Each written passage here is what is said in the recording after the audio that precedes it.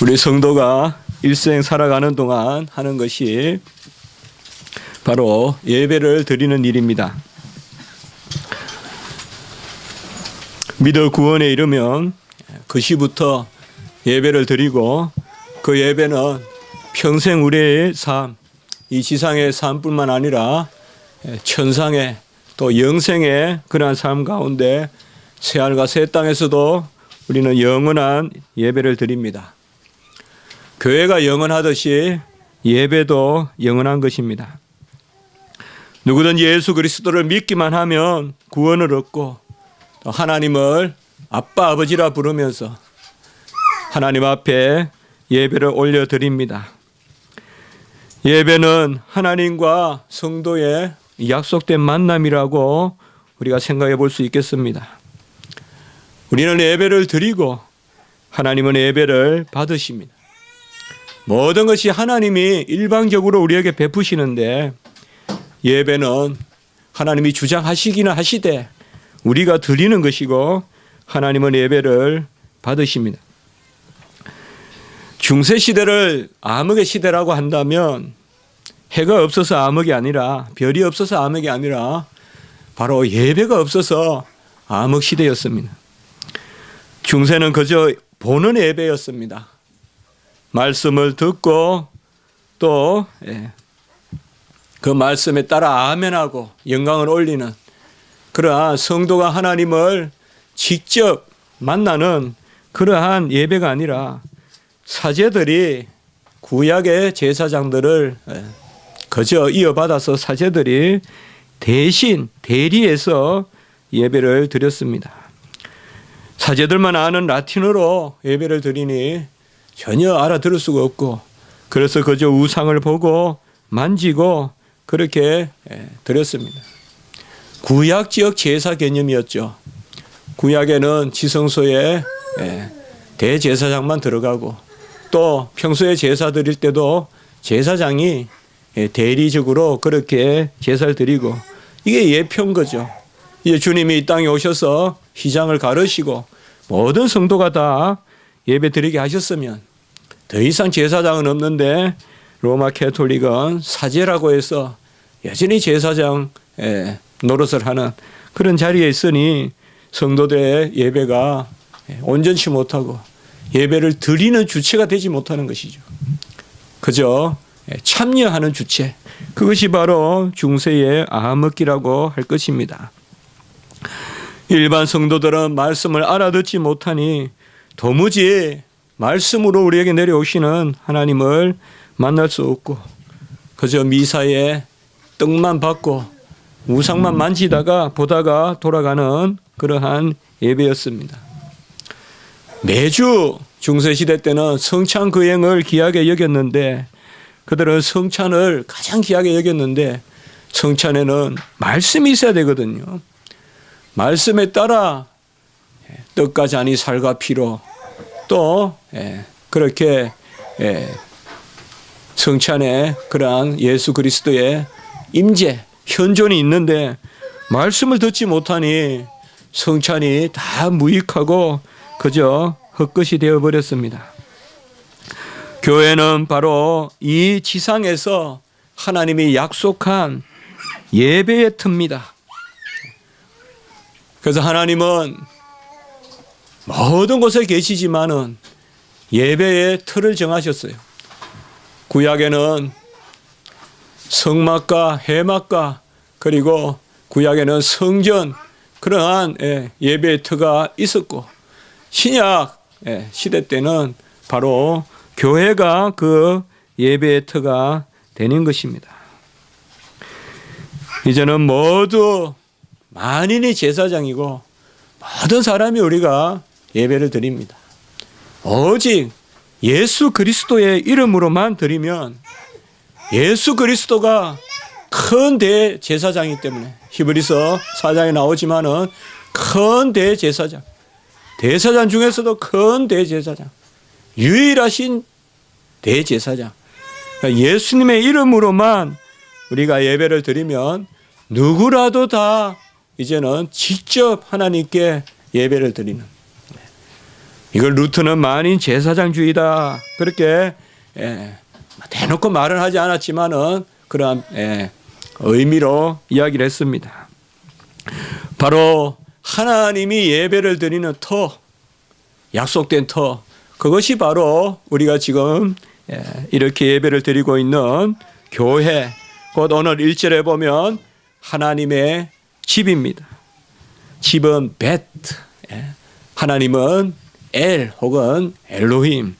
그래서 오늘 말씀에 보면 하나님의 집은 벳 엘로힘, 베델과 같은 말입니다. 엘로힘도 하나님이고 엘도 하나님이거든요. 엘, 베델, 하나님의 집.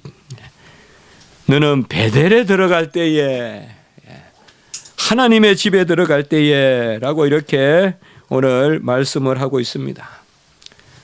하나님은 바다를 발판으로 삼고 하늘을 면류관 삼으시기 때문에 모든 곳에 계십니다. 천지를 지으시고 만유 안에 만유로 계시기 때문에 언제든 어느 곳에서 계시고 또 우리를 보시고 감찰하시고 우린 부르면 또 그곳에 계시고, 그러나 예배는 하나님이 약속한 곳에서 정하여 드리기를 원하셔서 절기도 구약에 또 제사도 꼭 보면 약속한, 그래서 정례적으로 드리는 그러한 구약의 예표가 이제 신약에 이렇게 예배로 제사의 그러한 규칙성과 계속 규칙적으로 주님 오실 때, 또 새하늘과 새 땅 가도 이 땅과 새하늘과 새 땅의 연속성은 예배의 연속성이에요. 교회의 연속성이에요. 찬송의 연속성이에요. 나머지는 우리가 쉽게 요량할 수가 없어요. 나머지는 쉽게 요량할 수가 없어요. 부부도 연속성이 없다고 했어요. 그 넘을 거예요. 아마 더 귀한 뭐가 있을 거예요. 그러나 이 지상에서 요량할 수가 없어요. 상급은 있으나 고통은 없고 경쟁은 없어요. 그걸 어떻게 이 지상에서 요량할 수 있으리까? 이 지상에는 상급이 있으면 경쟁이 있잖아요. 그러나 새하늘과 새 땅에는 상급은 있으나 경쟁은 없어요. 그런 걸 우리가 요량할 수가 없어요. 가장 우리가 잘 요량할 수 있는 것이 찬송과 예배와 그리고 교회 안의 삶이에요. 이게 영원히 지속되는 거예요. 더 완성되고 더 영화롭게 더 마주 보면서 하나님을 예배드리는, 그게 바로 새하늘과 새 땅의 그러한 예배예요. 그래서 정하여서 새하늘과 새 땅도 그저 하늘에 가면 푹 퍼지는 게 아니에요. 분명한 어느 공간이에요. 새하늘과 새 땅도. 그 공간을 정해서 새 예루살렘, 거룩한 성 예루살렘, 분명한 공간이에요. 공간. 그 공간에서 우리가 신부된 자로서 예배를 드리는 것이요, 어린 양 예수 그리스도의 이름으로 예배드립니다. 우리가 지금 예수님의 이름으로 예배드리듯이. 야곱이 밧단 아람으로 예수를 피하여 도망갈 때, 그때 참 지치고 또 강야에 뭐가 있겠어요. 베고 누울 풀도 하나 없는 그거 돌밖에 없는 그 돌을 베고 잤죠. 그때 꿈 가운데 하나님이 나타나셔서 바로 아브라함 하나님, 이삭의 하나님, 바로 조상의 하나님으로 계시하시고, 그 꿈 가운데 하늘을 오르락 내리락 하는 천사들이 보이고, 그리고 하늘에 닿는 사닥다리가 있었다. 전혀 버팀목이 없는 그저 공간에 떠 있는 사닥다리. 그 사닥다리에 오르락 내리락 하는, 이게 바로 예배의 모습이었어요. 예배의 모습이. 천사들이 돕고 오르락 내리락 하는 그 예배. 그래서 잠에서 깨어서 이곳은 다름 아닌 하나님의 집이요, 하늘의 문이로다. 예배를 드리는 곳이니까 천사들이 오르락 내리락. 지금도 우리가 천사들이 오르락 내리락 한다 이 말이에요. 여기에 충만하고 예배를 돕고 그리고 오르락 내리락 하면서 하나님께 예배를 드리는. 그러니 이것이 하나님의 집이구나, 베델이라고 그렇게 고백을 한 것입니다. 하나님의 집은 성전이고 교회입니다. 그곳은 여호와의 약속된 임재의 자리고 우리가 공간을 차지하는 몸으로 있듯이 하나님이 몸된 우리를 만나 주시는 것이 바로 하나님의 집이고 교회입니다. 그래서 주님의 이 몸이라고 했고 교회를 몸이라고 했고 주님은 성전보다 크니고 우리도 우리 몸이 성전이라고 이렇게 말씀했습니다. 그러니 교회는 이제 예수 그리스도 안에서 한 몸을 이루고 한 성전을 이루는 그것이 바로 아버지의 집 안에서 아버지와 아들이 하나 되고 우리도 그 가운데 하나가 되는 그것이 아버지의 집이요. 그 아버지의 집에서 우리는 예배를 드리는 것입니다. 오늘 하나님의 집에 나아가는 자가 어찌해야 될까? 그것을 전도서 기자는 말씀하고 있어요. 전도서의 논조는 우리가 잘 알다시피 헛되니 다 헛되다. 허무주의가 아니에요. 진정한 가치를 추구하라는 건데 그 진정한 가치가 1장부터 계속 오다가 도무지 우리가 그러면 뭐가 가치가 있느냐. 근데 3장 11절 줄 보면 영원을 사모하는 마음을 주셨다라고 해서 거기에서 뭔가가 인생의 의미가 제시가 되기 시작해요. 근데 그전에 헛되다 이 말이에요. 사는 것도 헛되고 죽는 것도 헛되고 먹는 것도 헛되고 가정도 헛되고 전부 헛되다. 달리 말하면 그것 자체로는 헛되다 이 말이에요. 무엇이 있어야 헛되지 않느냐. 그것이 헛된 것이 아니에요. 그러나 그 자체로는 헛되다 이 말이에요. 그 모티브가 바로 동기가 3장 11절에 보면 영원을 사모하는 마음을 주셨어. 그리고 오늘 말씀으로 예배로 하나님의 집으로. 그래서 우리 인생의 모든 가치는 그 헛됨을 넘어서는 것이 바로 예배다. 영원을 사모하면서 바로 청량할 수 없는 3장 11절에 보면 하나님이 하시는 일의 시종을 청량할 수 없다 그랬거든요. 그러니까 알 수 없는 하나님의 이때여서 그 가운데 예배를 드리고 영원을 사모하는 마음을 가질 때 비로소 의미가 규정된다 이 말이에요. 나머지는 다 헛되다 이 말이에요. 재물도 헛되고 명예도 헛되고 지식도 헛되고. 하나님의 집에 나아가는 자는 어찌해야 되느냐. 오늘 우리가 읽었던 마지막 7절에 보면 오직 너는 하나님을 경외할지니라 라고 이렇게 말하고 있습니다. 전체로 오늘 말씀에 바로 대미가 이 말씀인데 이게 곧 주제가 되겠습니다. 하나님의 집에 나아가는 자는 하나님을 경외하라. 야래 이러면 이제 경외하라, 두려워하라. 이 경외라는 말은 바로 하나님을 하나님 자리에 우리를 우리의 자리에. 잠언 1장 7절에 보면 우리가 잘 아는 말씀이죠. 여호와를 경외하는 것이 지식의 근본이오늘 미련한 자는 지혜와 훈계를 멸시하느니라. 여기 이제 명사형을 썼어요. 이러하라고 하는데 야래 다 같은 말이에요. 여호와를 경외하는 것이 지식의 근본이고 미련한 자는 지혜와 훈계를 멸시한다 했으니까 여호와를 경외하는 것이 지식이고 지혜고 훈계고 다 그것이 바로 여호와를 경외하는 것이다라고 이렇게 이야기했어요.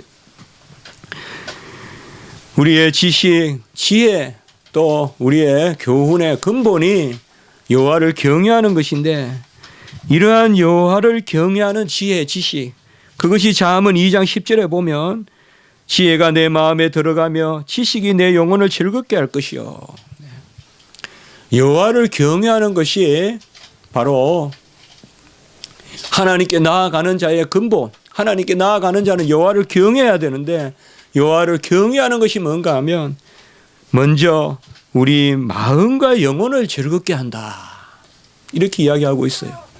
그러니까 여호와를 경외하는 것이 근본인데 그것이 우리의 마음과 영혼을 즐겁게 한다.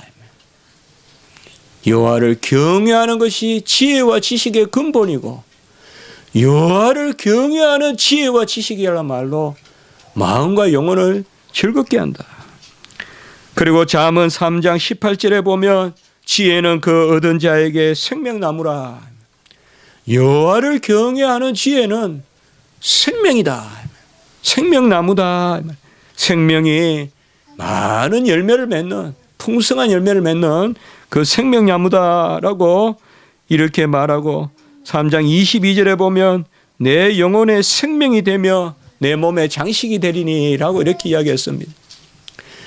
여호와를 경외하는 것이 지혜와 지식과 훈계의 근본이고 그것이 우리를 즐겁게 한다는 거예요.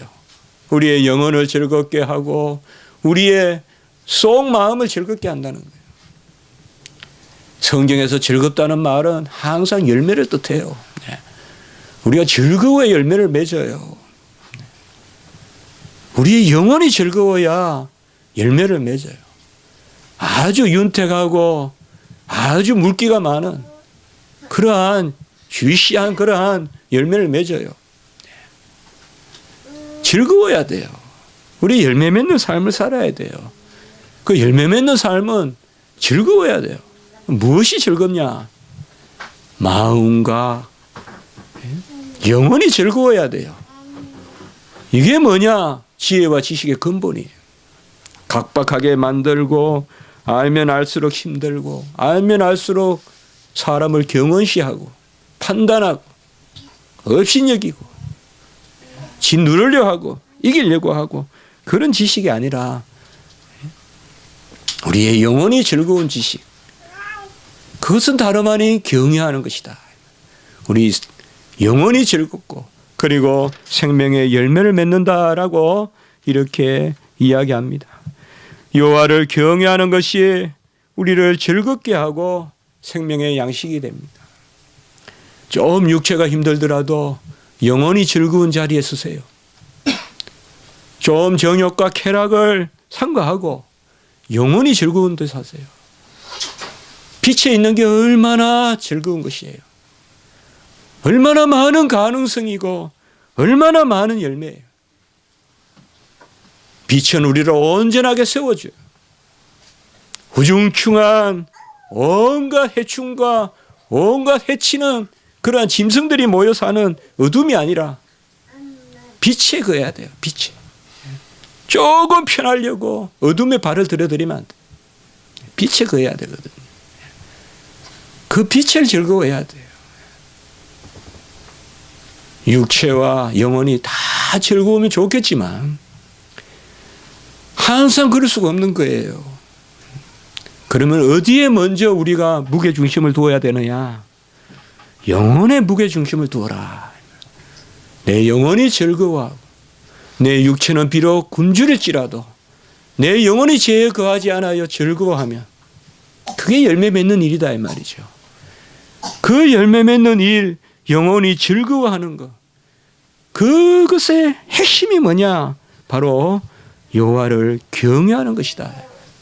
하나님의 집에 들어갈 때 여호와를 경외하는 마음으로 하나님의 집에서 예배드리는, 특별히 오늘 말씀에 보면 발을 상갈지어다라고 이렇게 말씀하고 있습니다. 1절에 보면 여호와를 경외하는 자의 모습으로 발을 상갈지라.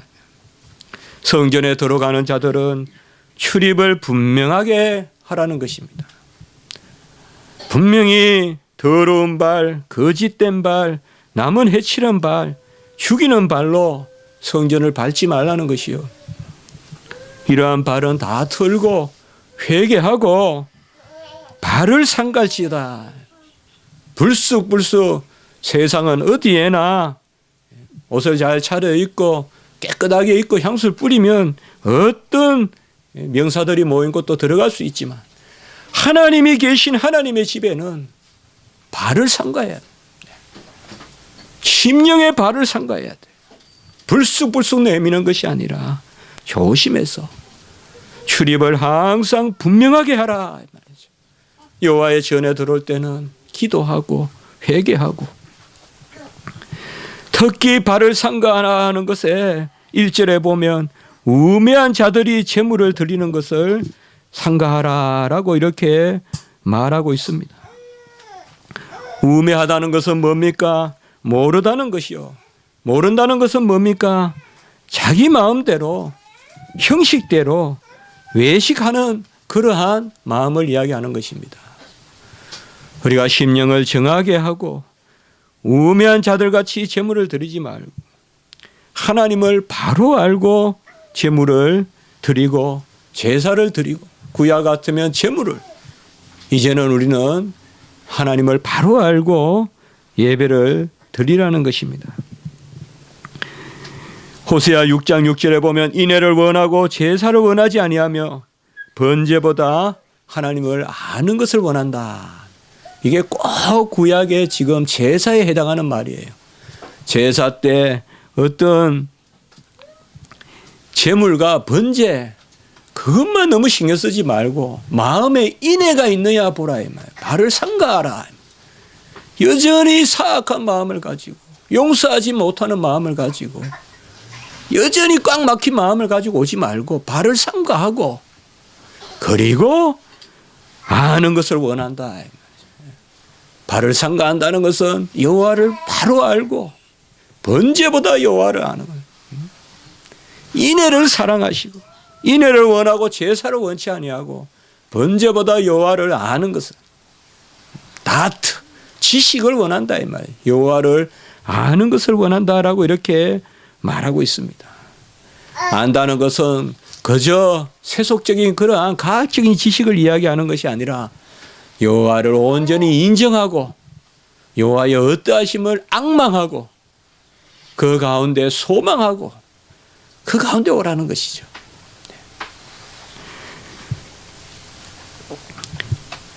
구약의 제사를 가장 받지 않은 이유가 무지한 제사를 드렸어요. 여호와를 바로 알지 못하고 제사를 드려서 그래요. 이사야 56장 10절에 보면 10절 11절에 보면 제사를 드리는 제사장들이 여호와를 바로 몰랐어요. 이스라엘의 파수꾼들은 맹인이요 다 무지하여 벙어리 개들이라. 몰지각한 목자다 이렇게 표현하고 있어요. 이사야 56장 10절 11절. 바로 그 시대가 제물 드리는 제사장도 무지하고 몰지각하고 짓지 못하는 개고 아무 말도 할 수 없는, 그러면서도 파수꾼 흉내는 내고 목자 흉내는 낸다 이 말이에요. 몰지각한 목자예요. 제사장들도 다 그렇다 이 말이에요. 오늘날로 말하면 목자들이 그렇다 이 말이에요. 제 자신도 이 말씀을 귀하게 받아야죠. 이 말씀을 제가 전하면서 이 부분에 칼빈의 주석이 생각이 나요. 오히려 이런 말씀으로 위로로 삼으라. 목회자는 먼저 하나님이 목회자를 하나님이 가르치신다. 짓지 못하는 벙어리 같고 몰직하간 목자들, 세상에는 빠른데 하나님의 말씀에는 눈이 어두워 있어요. 역적 분별력이 없고 도무지 하나님 말씀 어디가 어디 있는지도 모르고 이러한 몰직한 목자들, 그것을 특별히 우리가 보면 선지서나 이런 데 보면 마지막 부분에 강하게 칠 때 하는 말이에요. 말라기서나 이사야 후반부에 보면 이런 게 강하게 나타나요. 가장 잘 예배 드린다는 사람도 여호와를 바로 모르고 예배 드린다. 어떤 열심히 막 줄을 치면서 공부하는 그런 지식이 아니에요. 하나님이 우리에게 알려주신 것을 인정하는 거 말이에요. 우리 심령에 알려주세요. 그걸 아멘 하지 않는다 이 말이에요. 성도들도 사마리아 여인과 같이 알지 못하는 것을 예배하고, 예배드리는 목자도 그렇고 성도도 사마리아 여인같이 알지 못하는 걸 드리고, 그리고 믿지 않는 사람은 더더욱 알지 못하는 신에게, 바로 아덴에 갔을 때, 아테네에 갔을 때, 아덴에 갔을 때 알지 못하는 신에게 드리고, 다 공통점이 뭐예요? 무지하다는 것이. 무지하다는 것이. 그렇게 여호와를 섬기고 그렇게 여호와를 성으로 찬양한다 하면서도 정작 여호와를 모른다. 그가 누구시며 그가 무슨 관심을 가지고 계시고 그가 무슨 행사를 이루시고 그가 나를 향한 무슨 뜻을 가지고 계시고 나에게 원하는 것이 무엇인지 모르고 예배드린다. 우매한 자들이 제물을 드리는 것을 삼가하라 라고 이렇게 이야기했어요. 떨어져도 듣지도 않는 그런 미약한 가부의 랫돈 같은 거라도 중심을 들여서 하나님께, 그건 우매한 예배가 아니에요. 영과 진리의 예배예요. 무엇보다 악을 행하면서 나오지 말라 1절에 그렇게 말하고 있습니다. 우리가 주일날 예배 드릴 때 또 하나님의 집에 나올 때 이 악을 버려야 돼요. 하나님 앞에 맡기세요. 따져서 다 해결 못해요. 하나님 나를 온전케 하시옵소서 맡기고 그렇게 나아가라는 것입니다. 주님께서 이 땅에 오셔서 성전을 정결하게 하시면서 내 집은 만민의 기도하는 집이다라고 이렇게 하고 너희들이 강도의 구려를 만드는구나 라고 이렇게 이야기했어요. 돈을 맞바꾸고 매매를 하고 성전에서 비둘기를 팔고, 우리 주님이 가장 싫어했어요. 성전에서 그냥 상을 엎어버립니다. 상을 엎어버려요. 그거보다 더 귀한 말씀이 여기 있어요. 같이 하겠습니다. 어린 아기와 젖먹이의 입에서 나오는 찬미를 온전케 하셨다. 이렇게 말씀하셨어요. 성전 정화하고 성전을 깨끗하게 성전 숙정하고 난 다음에 이 말씀을 우리가 기억해야 돼요. 시편 8편 2편을 8편 2절을 인용하시면서 주님께서 어린아기와 젖먹이의 입에서 나오는 찬미를 온전케 하셨다. 악한 발을 거두어라. 어린아이와 같은 마음으로 젖먹이의 입에서 나오는 찬미로 그렇게 하나님께 나오라라고 이야기했어요. 그리고 오늘 말씀에 보면 가까이 하여 말씀을 듣는 것을 힘쓰라라고 이렇게 말씀하고 있습니다. 하나님을 가까이 하여 말씀을 듣는 것에 힘쓰라. 신명기 6장 4절에 들으라 이스라엘아, 이스라엘아 들으라. 가까이 하여라는 말과 오늘 2절에 보면 하나님 앞에서, 이 둘 다가 같은 용도로 쓰여 있습니다. 하나님 앞에서는 원어에 보면 하나님 면전에서, 바로 하나님 얼굴 앞에서라는 뜻입니다. 하나님 얼굴 앞에서 하나님의 말씀을 들으라. 하나님의 얼굴 앞에서 함부로 입을 열지 말고 급한 마음으로 말을 하지 말고 마땅히 말을 적게 하라라고 이렇게 이야기하고 있습니다. 가까이 얼굴을 대고 하나님의 말씀을 듣기에 힘쓰라. 성급하게 말하지 말고 함부로 입을 열지 말고 말을 적게 하고 이 세 가지를 말씀하면서 듣기에 힘쓰라. 하나님 면전이 어딜까요? 하나님 얼굴이 없는데. 하나님은 면도 없고 척도 없어요. 측면이 없어요. 하나님은 좌측 우측이 없어요. 전면 후면이 없어요. 척도 없고 면도 없어요. 체험도 없고 비운도 없어요. 하나님은. 그럼 어떻게 하나님 면전을 가까이 해요? 하나님 면전에 가까이 하는 것은 여기에 답이 나와 있어요. 하나님을 그대로 보시는 거예요. 2절의 중반부에 보면 하나님은 하늘에 계시고 너는 땅에 있음이라. 어떻게 보면 모순되어 보이죠. 가까이 면전에서 보라 해놓고는 하나님은 하늘에 있고 너희는 땅에 있음이라. 오히려 거리감이 있게 이렇게 이야기하잖아요. 우리는 이미 시편에서 말씀을 통하여 많이 봤어요. 하나님을 가장 높이 모시고 깊이 모실 때 가장 가까이 계신다는 거예요. 열린 해변이 뭐니 하면서 어깨동무하듯이 하나님을 여기